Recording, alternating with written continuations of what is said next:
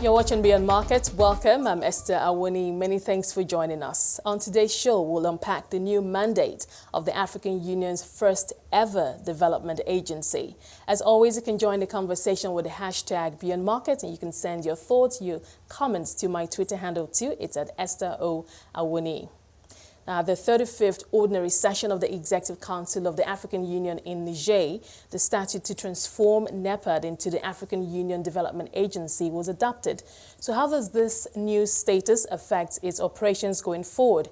Estherine Fotabong, the Director of Programs at AUDA-NEPAD, joins me to break down the agency's new mandate. Estherine, thank you for taking the time out to join us today. Now, before we talk about this new mandate of the AUDA-NEPAD, let's just take a few steps backward to talk about NEPAD itself in terms of its footprint on the African continent and its achievements and its impact since it was put together in the early 2000s. Now, I know that NEPAD was adopted as a homegrown African initiative to address Africa's main development challenges. Talk to us about how NEPAD as an agency has grown and how it's been able to deliver on its initial mandate of boosting economic integration and prosperity on the continent.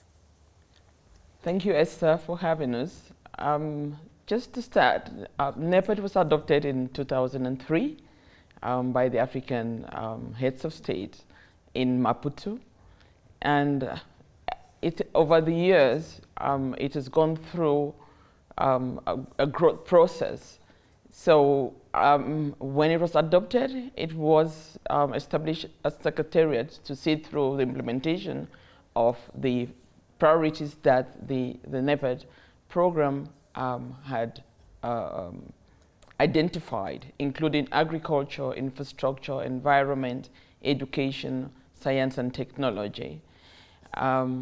Over the years, the first 10 years of the life of NEPAD, continental frameworks were developed to give guidance and policy direction on what the continent should be doing to ensure the collective socio-economic transformation of all African countries.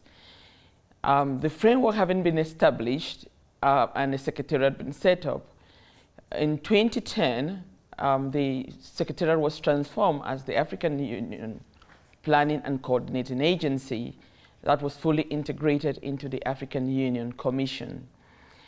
Now, over the years, in addition to the flagship strategic frameworks that were developed, investment programs were established in member states and implemented with member states. So if you go out to date, you can find the footprints of NEPAD in 54 African countries in various fields, in agriculture, in environment, in infrastructure.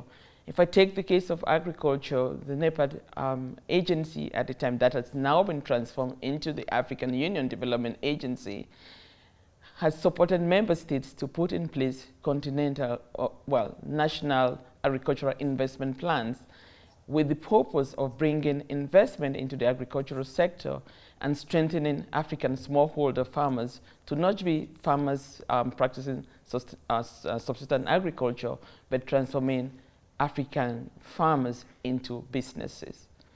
So let me ask you this. I know that obviously NEPAD has a number of programs, projects that it implements across member states, but I'd like to know if there are those key high-impact projects that NEPAD has particularly focuses on for perhaps better impact on the ground.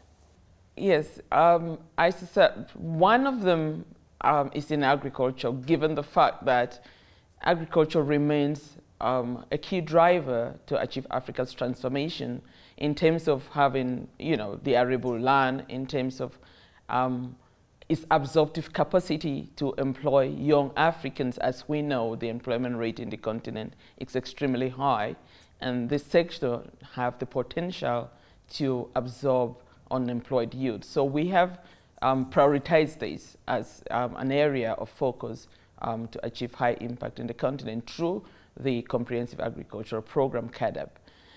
We also are doing a lot in the area of climate change, where we have the Climate Smart Agricultural Program.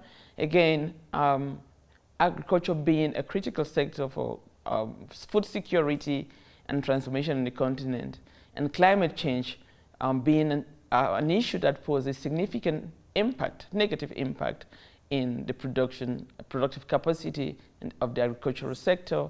We have been working with member states and small farmers to build their capacity, adaptive capacity, to be able to adapt to the changing climate patterns, as well as to undertake mitigating activities.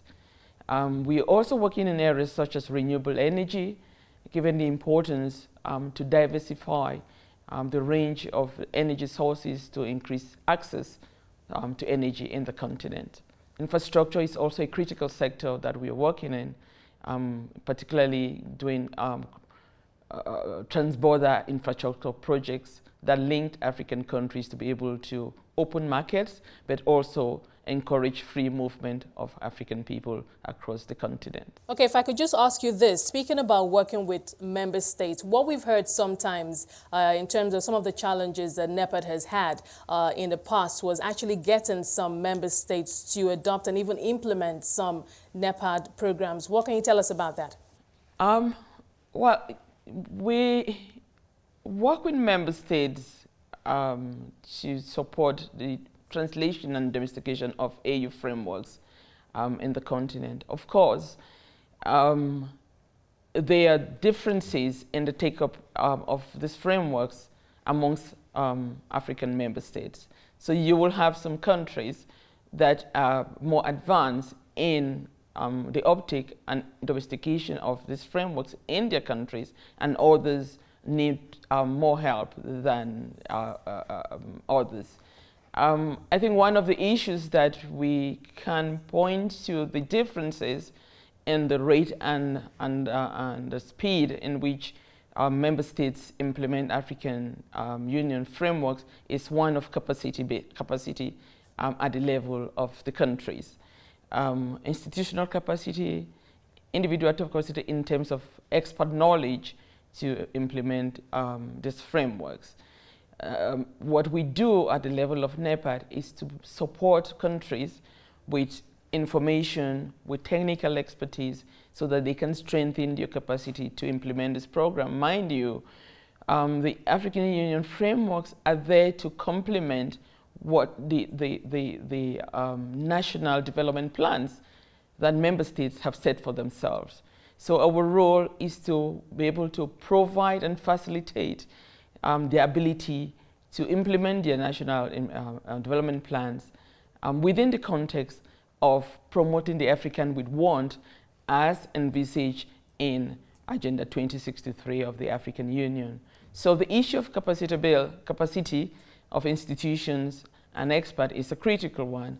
The issue of financing resources to be able to invest in critical sector is another issue that member states have to deal with that sometimes affect their ability to implement these continental frameworks. Well, speaking about investment, obviously, as we're seeing now, as also has been in the past, but we're seeing more of that now, and that is the engagement with the private sector. And I know that NEPAD has also engaged with the private sector. Briefly, just talk to us how your engagement has played out with the private sector over the years, and how you've been able to tie that link between getting the government to provide the enabling environment, and then, making the environment appealing for the private sector to come in to invest. Thank you, Esther. That this is really critical for Africa's development, the way we see it in NEPAD. It will be difficult for us to achieve transformation and to lift a majority of African people out of poverty if we rely on just the governments to do everything by themselves. So it is critical for private sector investment to flow into our countries and our continent at large. What we do, we have, for instance, the Grow Africa program. And the purpose of the Grow Africa program is to encourage and facilitate dialogue between private sector and the government, as well as farmers, to enclose the flow of investment into the agricultural sector. When we started implementing CADAP, it was very much focused in the government putting 10% of their budget into their agricultural sector. Down the line, in the 10 years of implementing CADAP, we realized that a lot need to be done to encourage private sector investment or bringing private sector investment into the countries, whether it's in agriculture, in tourism, in infrastructure, whatever economic developmental sector we're talking about, we need to have that private sector investment flow coming in. So at NEPAD, we have prioritized working with member states to create enabling environment that encourage investments in the countries, looking at fiscal policies, looking at incentives that will encourage investments coming on board. I have to say, though, that when we talk about private sector investment, we're not just looking at foreign investment coming into African countries, but looking at building domestic private sector, which is one area that we have, not the years of work that we do at NEPAD, notice there's need for growth in this area. So encouraging domestic private sector growth, as well as encouraging partnership, joint partnership between foreign private companies as well with African domestic companies. So our role, as I said, with the acknowledgement that you cannot have transformation and growth, create employment opportunities to the millions of young Africans that are employed if we rely on just government employing people in the public service. We need to support the creation of an enabling environment for the private sector to come in and invest. Okay, Estherine, thank you for your time so far. We're just going to pause here and just take a break, and we'll come back and pick up from where we left off. In case if you're just joining us, I've been speaking to Estherine Fotabong, Director of Programs at AUDA-NEPAD. Estherine, thank you for your time so far. Now let's continue from where we picked up. Let's go into this new mandate or this new status of NEPAD, now AUDA-NEPAD. Why did the AU find it necessary to change this from what it was before? The transformation of NEPAD into the African Union Development Agency is within the context of an overall reform of the African Union system to bring in more efficiency and effectiveness in the delivery of the African Union development agenda.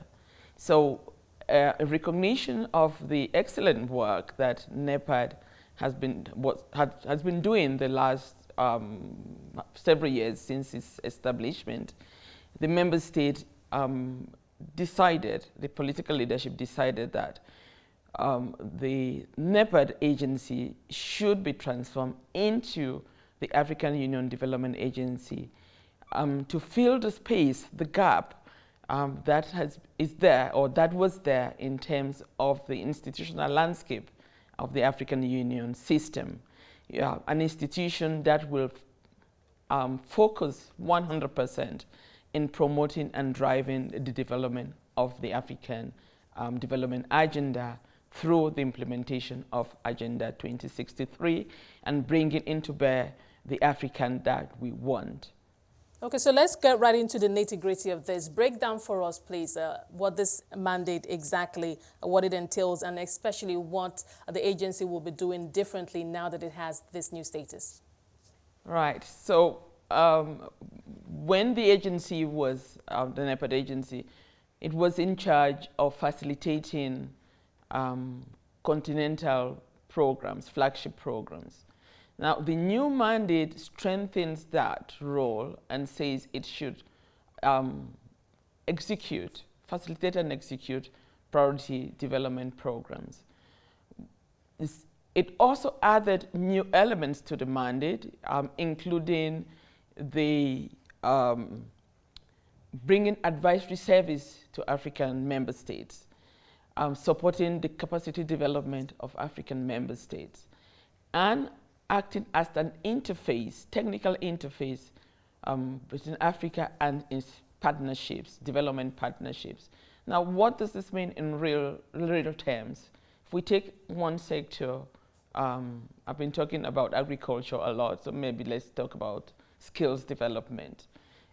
We know that for the 420 million young Africans between the age of 15 and 32, we have about 1/3 of those who are employed.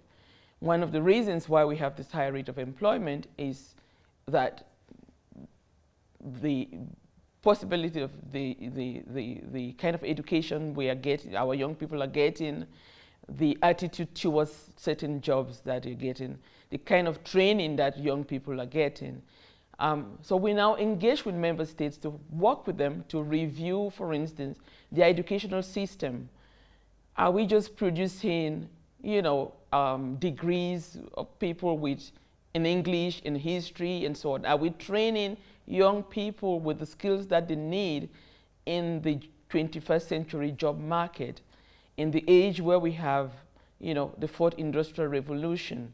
So our role as NEPAD is to engage with our member states, provide them with tools to be able to assess, from a systemic point of view, their national curriculum. Are they prioritizing the right kinds of jobs that will drive their economies, providing the kind of skills and competencies that young people need to be able to respond to the needs of the job market, to the needs of the private sector? Because you can have the private sector coming in, but if you don't have the skilled workforce, then you wouldn't have the ability of this private sector to engage and recruit these young people. So our job is to work with member states to support and facilitate the transformation of our education sector so it responds to the need of the countries and the continent at large, so we can be effective players in the global economy.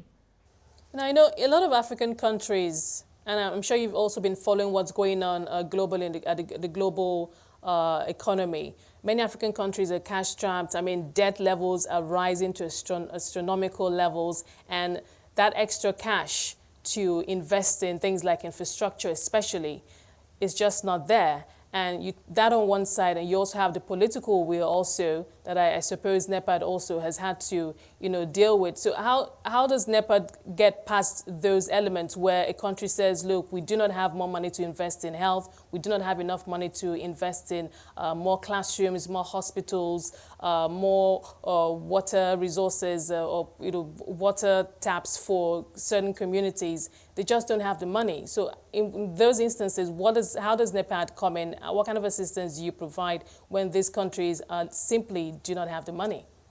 Right, that's a brilliant question. And of course, the needs of our member states are enormous from all the sectors that you just mentioned. You have to educate the population who are the future of the continent. You have to provide health. The governments have to do all of these things. The African Union Development Agency, we work with member states to encourage public-private partnerships. As we said earlier, it will be, it's not realistic to expect that the government is going to do everything, put all the investment that they need. As you said, most of our countries have this problem of cash liquidity.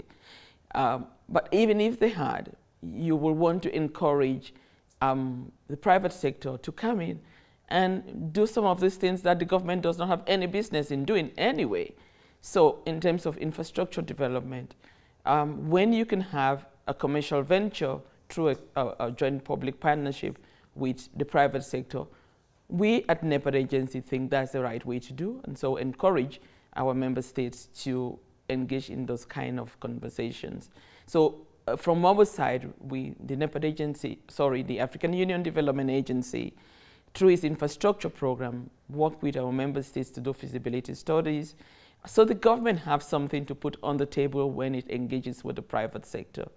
So yes, joint partnerships with the private sector, it's critical for the government to provide the services, some of the services that as population needs, but because one, they are cash-strapped, but two, perhaps doesn't make commercial sense, economic sense for government to be investing its own money in such services, to bring in the private sector to come in as a commercial venture jointly with the governments.